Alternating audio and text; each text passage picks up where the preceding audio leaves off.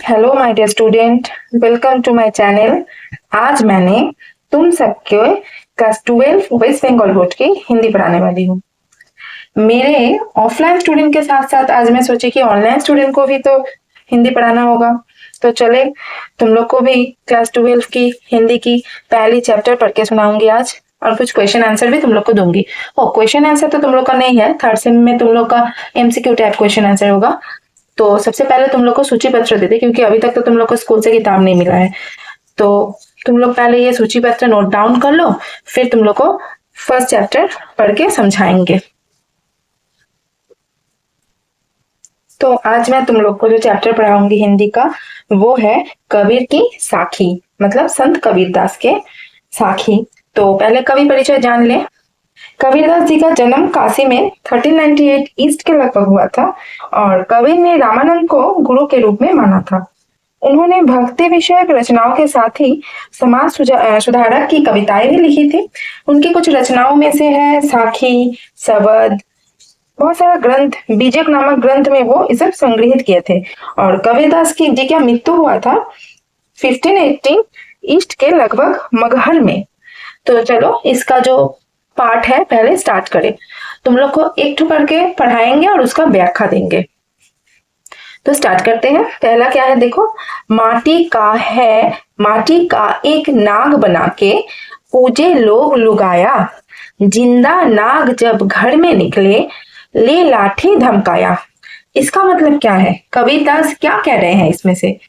कबीरदास जी कहते हैं कि लोग एक और मिट्टी का नाग बनाकर देवता के रूप में उसकी पूजा करते हैं, और अगर किसी के घर में सांप निकल आता है तो वो लोग उसे मारने के लिए तत्पर हो जाते हैं। अगर वास्तव में वो नाग पर अपनी श्रद्धा रखते हैं तो मारते क्यों हैं? कवि इस प्रकार एक विरोध का आभास दे रहे हैं। ये पंक्ति से कवि हम लोग को एक विरोध की आवाज दे रहे हैं। तो तुम लोग को व्याख्या क्यों लिख के दे रही हूँ कि तुम लोग जब इसको पढ़ोगे छंद को कविता के रूप में, तो वहां तुम लोग को लिखा नहीं रहेगा, तो तुम लोग को समझने में सुविधा के लिए व्याख्या दे रही हूँ। नेक्स्ट आते हैं, माटी कहे कुम्हार से तू क्या रोंदे मोहे, एक दिन ऐसा आएगा मैं रो दूंगी तोहे। इसका मतलब क्या है, कवि यहाँ क्या बोलने चाह रहे हैं देखिए। इसका मतलब है कुम्हार मिट्टी से बर्तन बनाता है और इसके लिए वो पैरों से मिट्टी को रोंदता है। रोंद मतलब पैर से कुचलना, तो वो पैर से मिट्टी को कुचलता है। तब अपनी इस दशा देखकर मिट्टी कुम्हार से कह रहा है कि तू अहंकार खुद पर मत कर, समय का ये बात है, आज तुम्हारा समय है कल मेरा समय आएगा, जब तुम्हारी मृत्यु होगी तो तुम्हें भी यही मिट्टी में मिलना है। थर्ड नंबर में है, तीरथ गए से एक फल, संत मिले फल चार, सतगुरु मिले अनेक फल, कहे कबीर विचार। सतगुरु मतलब सच्चे गुरु। इसका मतलब क्या है, कबीरदास जी कहते हैं कि तीर्थ यात्रा करने से एक तरह के पुण्य प्राप्ति होती है, संतों के मिलने से 4 तरह के पुण्य प्राप्ति होती है, जबकि सच्चे गुरु के मिल जाने पर अनेक तरह के पुण्य एक साथ मिल जाते हैं। उसके बाद आते हैं 4 नंबर में, सदगुरु की महिमा अनंत, अनंत किया उपकार, उपकार मतलब उपकार, लोचन अनंत उघाड़िया, अनंत दिखावन हार। लोचन अनंत मतलब दिव्य दृष्टि, लोचन मतलब दृष्टि। तो इसका अर्थ है पढ़े व्याख्या।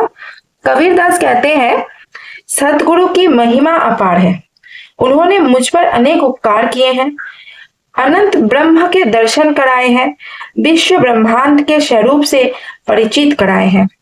इसके बाद आते हैं 5 नंबर में। 5 नंबर में क्या है देखें, सदगुरु सवाना को सगा, सोधी सैला दाती, हरिजो सवाना को हेतु, हरिजन सैना जाति। इसका मतलब है कबीरदास कहते हैं सच्चे गुरु के समान अपना कोई निकट संबंधी नहीं है, प्रभु खोज करने वाले साधु के समान कोई दाता नहीं है, क्योंकि वो अपना ज्ञान शिष्य में उड़ाल देता है, और दयालु प्रभु तुल्य अपना कोई हितैषी नहीं है। प्रभु भक्ति सभी मनुष्य में ही श्रेष्ठ है। 6 नंबर में है, अखड़िया झाई पड़ी, पथ निहारी निहारी। अखड़िया मतलब आंख, छाई मतलब क्या, मुरझा गई, मतलब बंद हो जा रही है। पर निहारी निहारी, झिबड़िया छाला पड़ा, झिबड़िया मतलब जिह्वा, राम पुकारी पुकारी मतलब राम को पुकारते पुकारते। तो कभी यहाँ क्या कह रहे हैं, जीवात्मा बड़ी व्याकुलता से भगवान के दर्शन के लिए आंखें बिछाए हुए है, आंखें में झाइयां पड़ गई, फिर भी उनके दर्शन नहीं हुआ। जीवात्मा भगवान के नाम जपते जपते थक गया, उसकी जीभ भी छाले पड़ गए हैं, फिर भी परमात्मा उनके पुकार नहीं सुनी, क्योंकि सच्ची लगन, प्रेम और मन के पवित्रता के बिना नाम जपना और इंतजार करना व्यर्थ है। उसके बाद आते हैं 7 नंबर में, सवे रसायन में किया हरि रस सम नहीं कोई, सम मतलब समान, रंचक घट में संचोड़े तो सब तन कंचन होई। इसका मतलब क्या है, देखें, कवि का कहना है मैंने सब रस पान करके देख लिया, ईश्वर भक्ति के समान कोई रस नहीं है, अर्थात भक्ति रस अनमोल है। थोड़ा सा भी भक्ति रस अगर शरीर में पहुंचता है तो पूरा शरीर पवित्र कर देता है। अंत ईश्वर की भक्ति रूपी रसायन ही सर्वश्रेष्ठ है।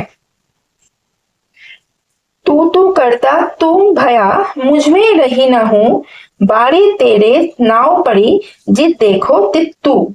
इसका मतलब क्या है, तू करते करते अर्थात प्रभु का नाम जपते रटते रटते अब मैं प्रभु जैसा हो गया हूँ। कौन बोल रहे हैं, कबीरदास बोल रहे हैं कि प्रभु के नाम जपते जपते अब मैं प्रभु जैसा हो गया हूँ।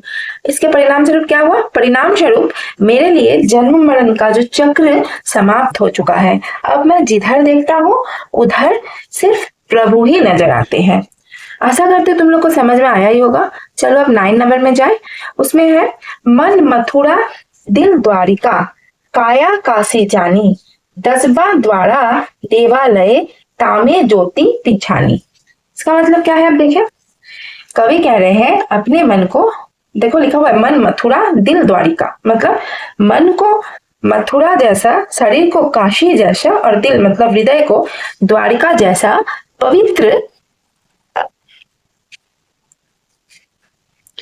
पवित्र स्थल समझना चाहिए। ईश्वर का वास मनुष्य के भीतर ही रहता है, अंत उसे तीर्थ स्थलों में ढूंढना व्यर्थ है। और जब मनुष्य को इस बात का मतलब जब मनुष्य को इस शरीर की पवित्रता का बोध हो जाएगा, तब वो जान जाएगा कि इस शरीर के 10वें द्वार ब्रह्मरंध्र में ईश्वर रूपी ज्योति का निवास है। ईश्वर के आराधना के लिए उसे इधर उधर जाना नहीं पड़ेगा। उसके बाद है हैरन हैरन हैरन हैरत हैरत हैरत हे सखी, रहा कबीर हिराई, बूंद समानी समुद्र में सोकत हैरी जाई। इसका अर्थ क्या है, हे जीवात्मा रूपी सखियों, परमात्मा को खोजते खोजते मैं स्वयं ही खो गया हूँ। जैसे बूंद समुद्र में समा जाती है, उसे खोजा नहीं जाता, उसी प्रकार जीवात्मा जब परमात्मा में लीन हो जाती है तो उसकी पृथक सत्ता समाप्त हो जाती है, मतलब उसे पाया नहीं जाता, वो शरीर ही में है। उसके बाद जाए 11 नंबर में, जाकी मुंह माथा नहीं, नाहे रूप कुरूप, पुहु बास तो पात्रा, ऐसा तथ्य अनूप। अब देखेंगे इसका मतलब क्या है। कवि कह रहे हैं जिसके मुंह, कवि क्या कह रहे हैं, देखिए और एक बार, कवि कह रहे हैं जिसके मुंह माथा शरीर नहीं है, जो रूपवान यहाँ कुरूप नहीं है। कुरूप मतलब जिसको देखने में अच्छा नहीं होता है, बदसूरत, उसको कहते हैं कुरूप। कुरूप नहीं है, जो फूलों के सुगंध से भी पतला है, जिसे महसूस किया जा सकता है, परंतु छुआ देखा नहीं जा सकता। वो परमात्मा ऐसा ही अनुपम है जो निर्गुण निराकार है, जिसके अस्तित्व को महसूस किया जा सकता है परंतु उसका भौतिक दर्शन संभव नहीं है। तो यहाँ हम लोग का ये चैप्टर फिनिश्ड हुआ। अब हम लोग इसका एमसीक्यू टाइप क्वेश्चन आंसर करेंगे। तो चलो अब एमसीक्यू टाइप क्वेश्चन आंसर करें। तुम लोग इसको नोट डाउन करके रख लेना तुम लोग, और जो समझाए हैं उसको तुम लोग फिर से एक बार देख लेना। अगर कहीं पे भी कुछ समझने में प्रॉब्लम होगा, कुछ मीनिंग कुछ प्रॉब्लम होगा तो मुझसे पूछ लेना, मैं जरूर बताऊंगी तुम लोग को। तो चलो स्टार्ट करें। कबीर का जन्म माना जाता है कब हुआ? 1398 में। रामचंद्र शुक्ल के अनुसार कबीर का जन्म वर्ष क्या है? 1399। कबीर का जन्मस्थल कहाँ है? काशी। कबीर के पत्नी का क्या नाम है? लोई। बीजक किसका रचना है? कबीरदास का। कमाल कमाली कबीर के कौन है? पुत्र पुत्री। माटी कहे कुमार से तू क्या रोंदे मोह, पंक्ति किस पाठ से ली गई है? कबीरदास की सखी। तीरथ गए से एक फल, संत मिले फल चार, किस छंद का प्रयोग हुआ है यहाँ पे? दोहा छंद का। कबीरदास के गुरु कौन थे? रामानंद। कबीरदास किस काल के कवि हैं? भक्ति काल के कवि हैं। कबीरदास भक्ति काल के कवि हैं। उसके बाद आते हैं, बीजक के कितने भाग हैं? 3। माटी का एक नाग बना के दोहे में कबीरदास ने किसका विरोध किया है? धार्मिक आडंबर का। माटी किसे रोदन की बात कह रहा है? कुम्हार को। कबीरदास के अनुसार किसके समान कोई जाति नहीं होती? हरिजन के समान कोई जाति नहीं होती। हरिजन का तात्पर्य क्या है? ईश्वर के प्रति भक्ति। इसके बाद आ रहे हैं, अखड़िया झाई पड़ी कवि ने इस साखी से किस भाव को व्यक्त किया है? विरह वेदना। कबीर के अनुसार किसके समान कोई रसायन नहीं है? हरिरस के समान। कबीर को बानी का डिक्टेटर किसने कहा है?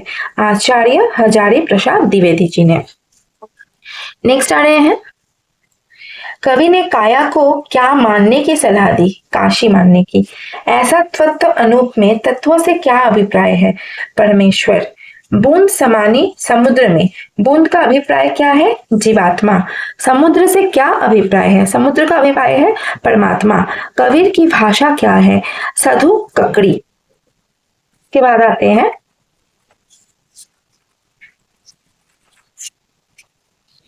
नेक्स्ट, तू करता तू भया मैं, तू कौन है? परमात्मा।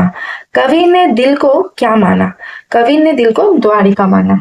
तो हम लोग का यहाँ पे फिनिश्ड है। और भी क्वेश्चन आंसर है जो मैं तुम लोग को नेक्स्ट दिन दूंगी। को कैसा लगा जरूर बताना।